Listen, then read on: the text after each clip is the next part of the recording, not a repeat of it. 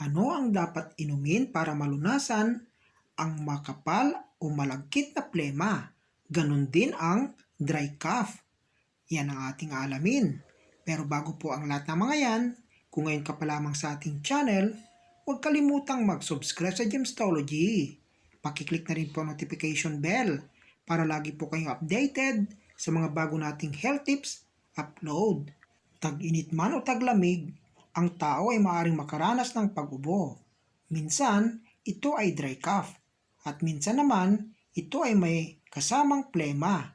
Pero mahirap ilabas dahil sa kapal o lagkit nito.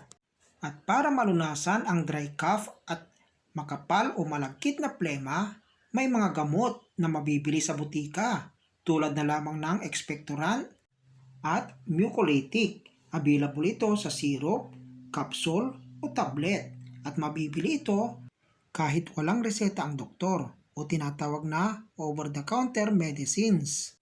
Samantala, ang expectorant ay mga gamot sa ubo para sa dry cough at hindi mailabas na plema. Samantalang ang mucolytic naman ay mga gamot sa ubo para lusawin o tunawin ang mga makakapal at malalagkit na plema.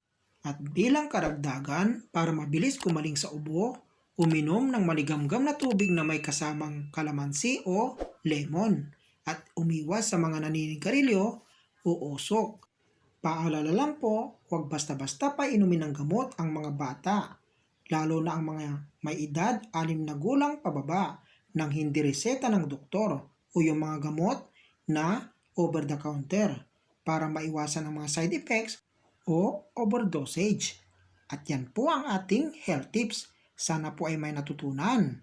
Paki-like, share, at mag-comment kung may katanungan tungkol sa kalusugan.